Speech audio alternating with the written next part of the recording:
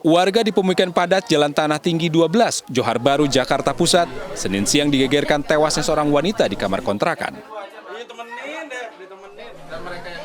Korban bernama Muryati, wanita parubaya asal Jawa Timur yang tinggal seorang diri. Penemuan jenazah Muryati bermula dari kecurigaan tetangga karena korban tidak terlihat keluar rumah 2 hari terakhir. Setelah diperiksa, korban ternyata sudah tidak bernyawa di atas kasur tanpa busana. Dari tetangga sini ngomong katanya, aku Mbak Ati nggak turun-turun katanya dari kemarin. Terus nggak tahu ini tetangga sebelahnya nengokin udah telanjang gitu.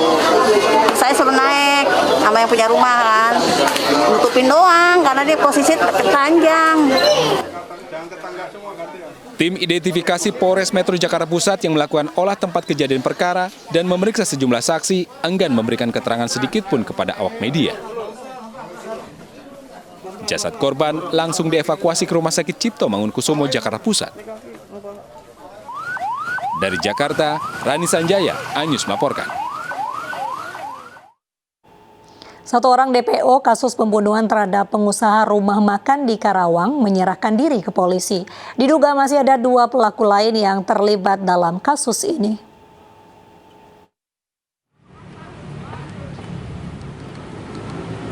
Petugas kepolisian dari Satuan Reserse Kriminal Polres Karawang terus melakukan penyelidikan terkait kasus pembunuhan pengusaha rumah makan di Karawang.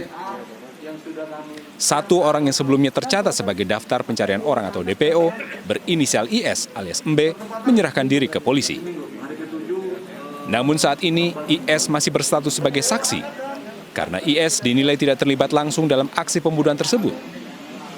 IS hanya ikut menyaksikan proses penandatanganan surat kerjasama antara para pembunuh bayaran dengan istri korban. Menurut IS, masih ada 2 pelaku lain dalam kasus pembunuhan tersebut, sehingga total jumlah pelaku pembunuhan berjumlah 9 orang. Kini polisi masih terus melakukan pengejaran terhadap 2 DPO tersebut. Sementara kami masih jadikan sebagai saksi, karena dari yang bersangkutan juga dapat kami gali beberapa informasi, termasuk tidak menutup kemungkinan mungkin ada informasi-informasi lain yang akan kami dapatkan nantinya. Gitu. Pelaku ada 9 orang awalnya, kemudian dengan kami eliminir atas nama I atau MB ini, sementara statusnya sebagai saksi, kami masih melakukan pengejaran terhadap 2 DPO lain. Sebelumnya, polisi berhasil mengungkap dan menangkap 6 pelaku pembunuhan terhadap pengusaha rumah makan bernama Khairul Amin, 54 tahun. Ironisnya, salah satu pelaku adalah istri korban, inisial NW, yang juga menjadi otak pembunuhan tersebut. Dari Karawang, Jawa Barat, Muhammad Fahrudin, iNews melaporkan. Kita beralih ke informasi ribuan buku nikah di kantor Kementerian Agama Kabupaten Bungo, Jambi hilang dicuri. Pelaku mencuri buku nikah yang masih tersegel rapi.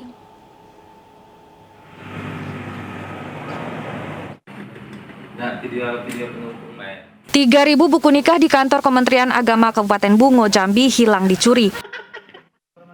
Pencurian dinilai unik karena hanya mengambil buku nikah tanpa membawa barang berharga lain yang ada di dalam ruangan. Kejadian diketahui saat Kasih Bimas Islam Kemenak Bungo masuk kerja dan melihat ruangan telah dibongkar. Buku yang hilang berada di luar brankas. Jadi yang di dalam brankas sudah kita periksa masih utuh, yang di luar brankas yang diambil. Ataupun mungkin bisa mengetahui motifnya ya, kenapa yang diambil hanya buku nikah. Karena banyak barang-barang yang lain yang ada di sekitar itu yang tidak diambil oleh pencuri.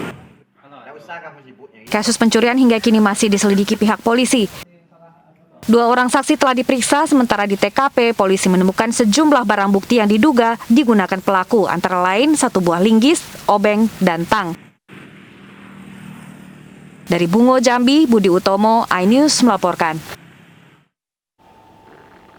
Polisi meringkus 6 orang komplotan pencurian sepeda motor di Kecamatan Muara, Kabupaten Tapanuli Utara, Sumatera Utara. Ironisnya, di antara pelaku 2 penadah yang masih di bawah umur turut diamankan.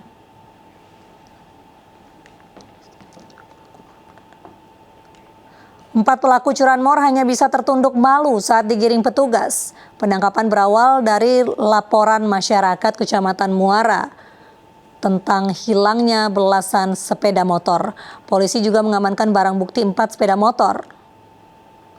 2 tersangka di bawah umur yang berperan sebagai penadah juga ditangkap polisi.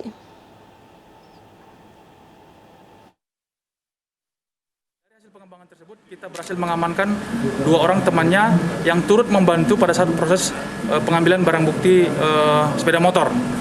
Dan kemudian dari hasil pengembangan 4 orang tersebut kita mendapatkan orang yang menerima atau menampung hasil pencurian tersebut sehingga total yang sudah Satreskrim Polres Metro Jakarta Timur meringkus 5 orang yang diduga mencuri besi proyek kereta cepat Jakarta-Bandung di Cipinang Melayu. Total besi baja yang dicuri sebanyak 111 ton dalam waktu 6 bulan. Polisi menyita barang bukti berupa mobil pick-up yang digunakan para pelaku untuk menjalankan aksinya dan sejumlah besi seberat 111.081 kg. Hingga kini unit Reskrim Polsek Makassar masih menyelidiki lebih lanjut. Polisi menduga adanya indikasi keterlibatan orang dalam. Atas perbuatannya, kelima pelaku terancam hukuman 7 tahun penjara.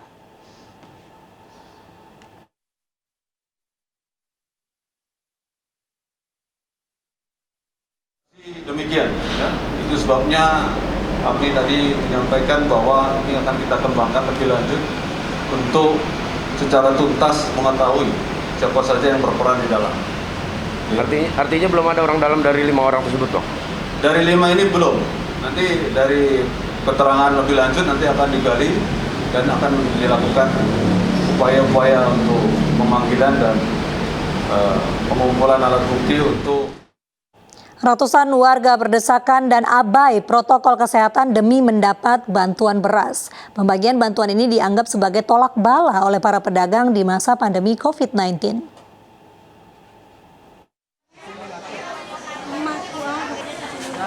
Demi beras 5 kg, warga berdesakan mengambil bantuan di Pasar Sentral Sengkang, Kabupaten Wajo, Sulawesi Selatan. Awalnya panitia hanya mengundang 700 orang, tetapi warga yang datang membludak. Petugas sempat kewalahan menenangkan agar tertib dalam mengambil bantuan. Yang terdaftar itu cuma 700 orang, tapi saya lihat banyak tadi yang karena faktor ekonomi mereka datang sendiri, Pak.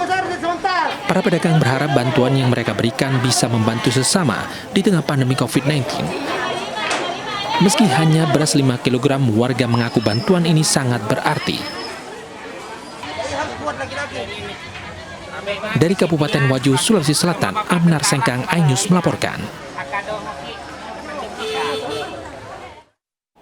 Hilang kendali saat menikung, angkutan kota tabrak toko mebel di Jalan Haji Hasan Pasar Rebo, Jakarta. Informasinya sesaat lagi.